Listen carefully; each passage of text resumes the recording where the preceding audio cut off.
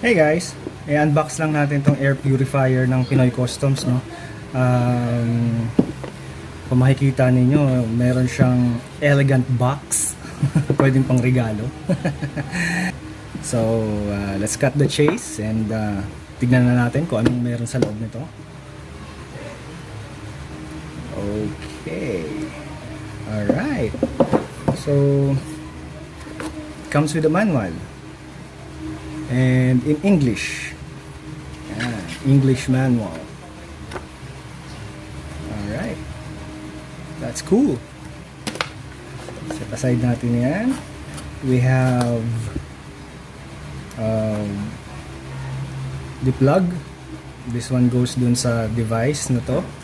And this one dun sa car charger ninyo sa sasakyan. So, yun yung plug niya. Okay, so set aside natin yan. And finally, buksan natin yung air purifier natin. Set aside natin yung box.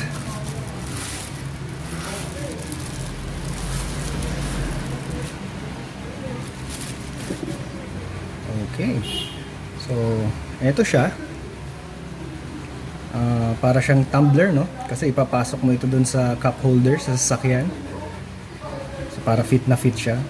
Size niya is parang baso lang din. And before natin i-turn on yan, check muna natin kung anong pwede natin makita dyan. Like yung filter. So twist lang siya and then open.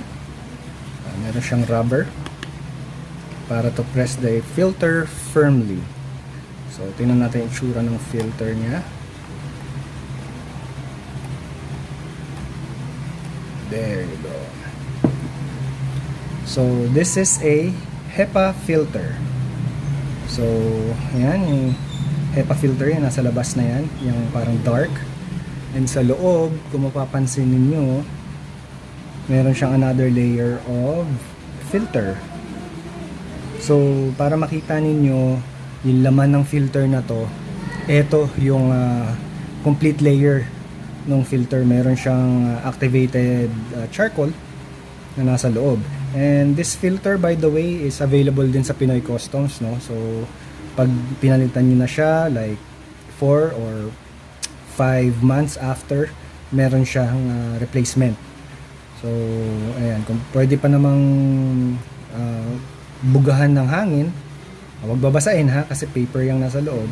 Bugahan ng hangin like compressor, possible, pwede pa siya, but of course yung filtration niya, it may not work 100% katulad nung fresh filter. So this is the filter. Ayan. So it goes inside here. Oops, baliktad. It goes inside dito.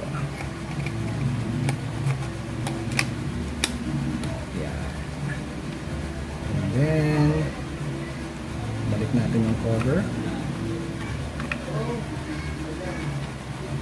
Hindi ko ma-align. Yan. And then twist lang siya. Nakalak na. And then firmly yung filter, snug siya sa loob. Walang kalog. No? Hindi siya kumakalog. So effective yung filter niya. And by the way, itong ganitong filter, hindi lang siya air filter sa loob ng cabin ng sasakyan ninyo. It also produces or emits negative charge ions. Ano nga ba itong negative charge ions na to? Well, itong negative charge ions na to, mahaba ang explanation niya eh. But to make it simple, for example, this is a dust. So for example, this is your dust, lumilipad yan sa hangin, and yung negative charge ions, didikit yan dyan sa impurity na ito. And then kapag mabigat siya because of the negative charge ion, didikit na lang siya sa floor or kung saan na pinakamalapit na surface. So madali nyo na siyang mapunasan, ma-vacuum, hindi siya lipad ng lipad sa loob ng sasakyan ninyo. And itong ganito, meron ako ibang version na ganito, gamit ko nito for how many years na. And napapansin ko yung mga alikabok nakakapit parati doon sa dash, doon sa kung saan no, because of the negative charge ions na nagwo-work. kumakapit siya dun sa alikabok or saan mang impurities, and then kung saan yung pinakamalapit na surface, didikit siya dun. So yun yung pinakamadaling explanation for the negative charge ions. So meron itong ganito. So let's check it out. Tignan natin how it operates. Okay, so this one, itong plug na to, naka-plug na siya doon sa cellphone charger, no? So ipa-plug lang natin siya dito sa maliit na porthole niya.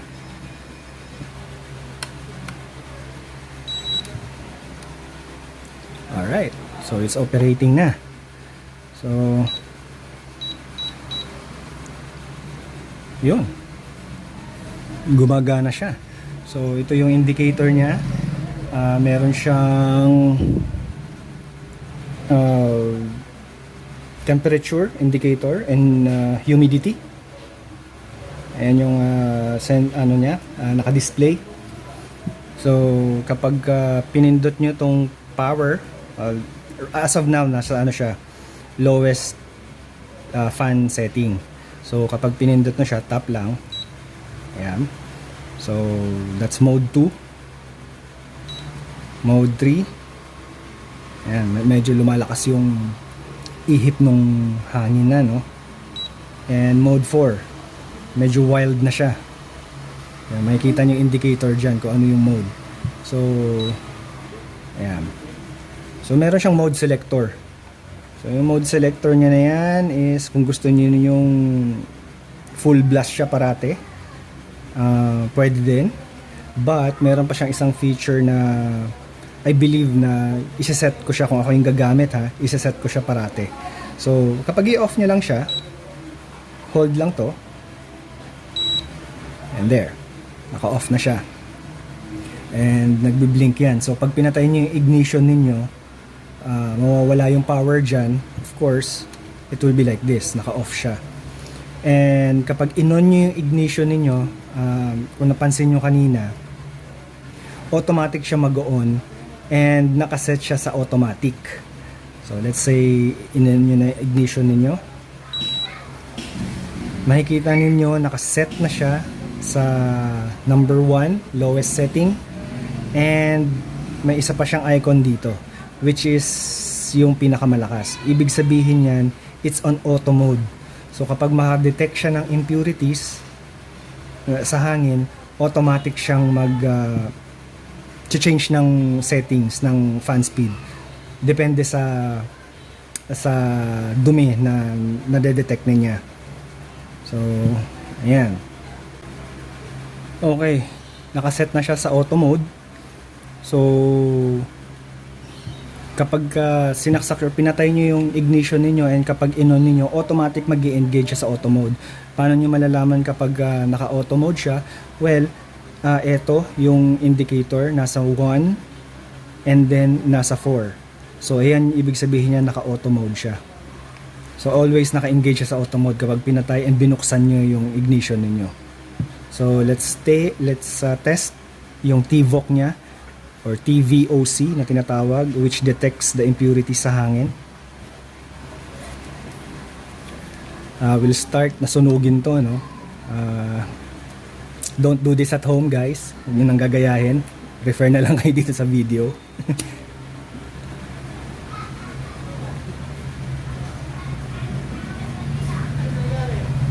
So there, nag-engage na siya,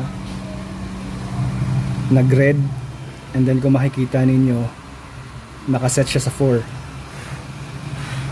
Ayan, medyo malikabok ng ashes. So nung na-detect niya yung usok dun sa paper, no, yung impurities, sinet niya na kagad sa pinakamataas kasi talagang medyo makapal yung usok galing dun sa paper. Okay, so yan, nag-yellow na siya.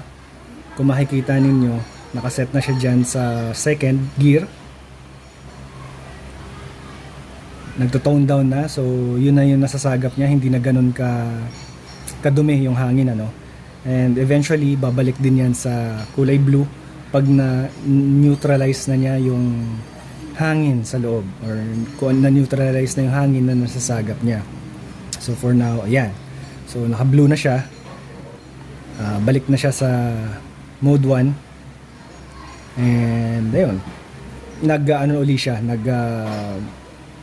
nandun na siya ulit sa neutral phase niya or neutral mode niya, kung saan nakaabang lang siya for the other impurities, and continuously na finifilter niya yung hangin kasi gumagana pa rin yung fan. So may mahina na hangin na lumalabas dyan, air is being sucked out dito sa gilid, and dito lumalabas yung fresh air. So ayan guys, this one available to sa Pinoy Customs, no? It's a new brand. Share ko lang sa inyo dahil matagal na ako gumagamit ng ganito, ibang brand nga lang. But this one, pasado naman sa test natin, no? And yung mga nagpa-reserve, i-deliver na po natin siya tomorrow. So there, PM lang kayo guys sa Pinoy Customs. Pwede pa tayo magparating nito. You can reserve and para ma-order natin siya. It's an imported item by the way. So there. So lalo na ngayon, ECQ na naman tayo. Patay na naman. So cases or things, it's getting out of hand na, no? Pataas ng pataas yung cases natin every day. So makakatulong to actually. So there you go guys. Don't forget to subscribe sa channel natin, and happy Monday. Bye.